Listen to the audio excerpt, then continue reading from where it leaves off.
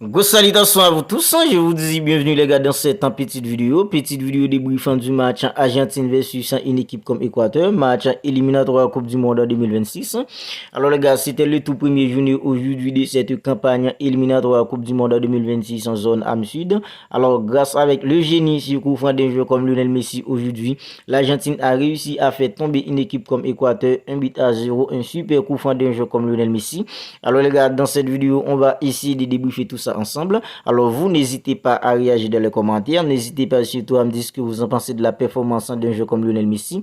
Alors c'est vrai, on est tous d'accord sur le fait qu'il entre en âge, mais les gars, il n'arrête pas de nous surprendre maintenant, match après match, sur coup franc. Alors on pourrait dire que Lionel Messi est plutôt devenu un spécialiste sur coup franc maintenant, parce qu'avec une équipe comme le Barça, il a scoré une soixantaine de buts sur coup franc.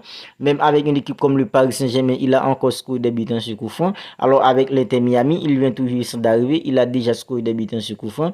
Et avec la sélection d'Argentine maintenant, on voit que Lionel Messi est plutôt devenu un spécialiste quand il s'agit de tirer des coups francs. Parce que les gars, c'est vraiment pas croyable en fait le génie de ce joueur sur coup franc. Alors aujourd'hui, c'était hyper compliqué pour l'Argentine, c'était hyper compliqué face à une équipe équatorienne hyper coriace.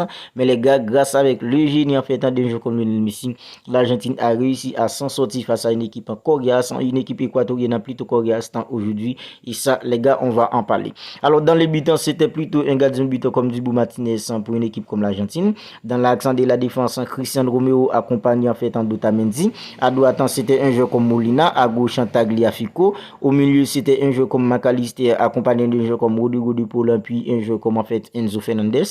Puis devant les gars, c'était un joueur comme Lionel Messi accompagné d'un joueur comme Gonzalez. Et puis en bon avant-centre, c'était un joueur comme Lautaro Martinez.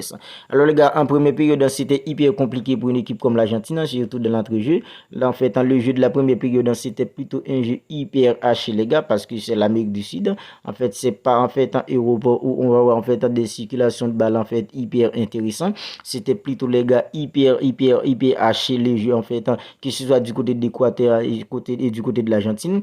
Et surtout les gars, dans l'entrejeu d'une équipe comme Argentine, en fait, il n'y avait pas en fait un joueur qui pouvait en fait mettre le pied sur le ballon en fait pour permettre avec une équipe comme l'Argentine en fait de trouver en fait ce qu'on appelle en fait la circulation du ballon parfaite en fait pour permettre avec un jeu comme Lionel Messi, que ce soit un jeu comme Gonzalez et surtout un jeu comme Lautaro Martinez, de trouver en fait de bons ballons devant pour faire mal avec une équipe comme Équateur. C'était hyper compliqué parce qu'il n'y avait pas en fait il y avait pas en fait de coordination entre la défense d'une équipe comme Argentine en première période et en fait le milieu et l'attaque.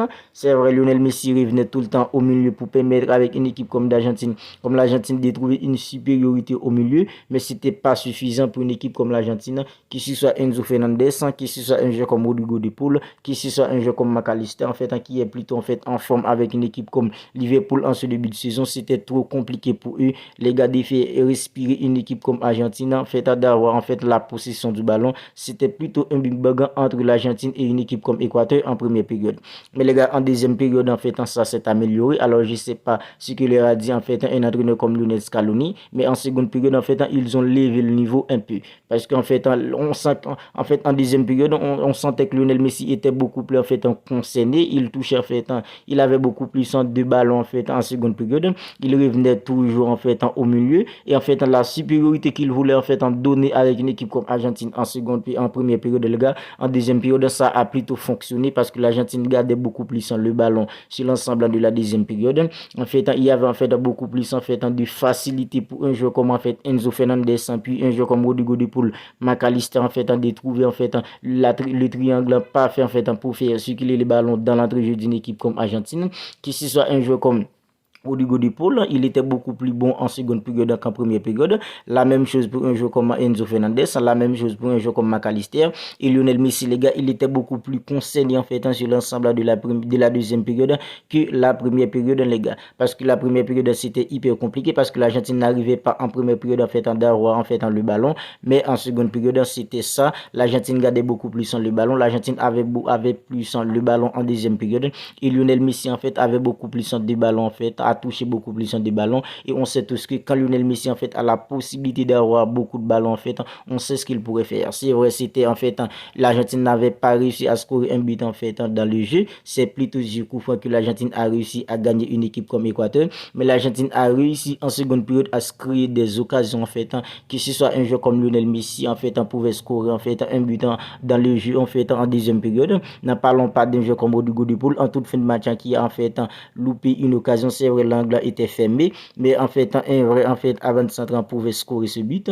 Julian Alvarez a eu en fait une occasion aussi. Di Maria a eu une occasion aussi en seconde période. Tout ça c'est pour vous dire que les gars, en seconde période l'Argentine était beaucoup mieux en fait que la première période.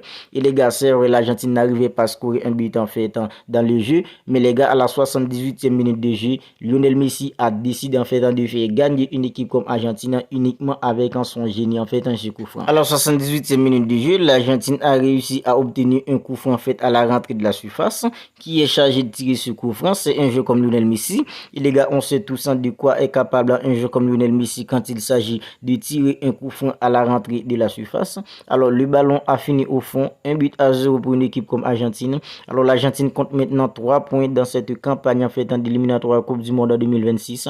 Alors les gars, c'est plutôt intéressant en fait en cette victoire parce que c'est toujours bien en fait. C'est vrai, c'était le tout premier match en fait d'une équipe comme Argentine en fait dans cette campagne, mais les gars, c'est toujours bien de démarrer avec une victoire comme ça. Les joueurs seront beaucoup plus en confiance, beaucoup plus confortables les gars pour affronter une équipe comme Bolivie mardi prochain, parce que l'Argentine jouera en fait en 2 matchs durant cette trêve. Aujourd'hui, c'était face à une équipe comme Équateur. Mardi prochain, ce sera face à une équipe comme Bolivie. Alors, ce serait bien en fait pour une équipe comme Argentine de gagner en fait ces 2 matchs en fait, parce que vous allez me dire que en fait l'Argentine c'est l'équipe en championnat du monde. Ça va être hyper facile en fait pour elle de se qualifier en fait pour la Coupe du Monde de 2026. Mais les gars, il y a tout de même en fait des Coupes du Monde où l'Argentine ne pouvait pas participer parce qu'elle n'arrivait pas à se qualifier en fait dans cette même campagne d'éliminatoire. Alors voilà pourquoi je vous dis maintenant, c'est hyper intéressant en fait la victoire d'une équipe comme Argentine au dépend d'une équipe comme Équateur, parce que les gars, cette campagne va être hyper long, jusqu'à présent on a encore fait des doutes sur la participation d'un joueur comme Lionel Messi dans la Coupe du Monde de 2026, mais nous ces fans on s'en fiche qu'il joue la Coupe du Monde de 2026, on s'en fiche royalement. Nous en fait ce qui compte maintenant c'est d'en profiter en fait de ce merveilleux joueur, de ce joueur qui nous a procuré tant de bonheur, qui nous a procuré en fait, qui nous a donné tant de joie, qui nous a tant fait sur en fait dans notre existence, surtout en fait en tant que supporter de foot.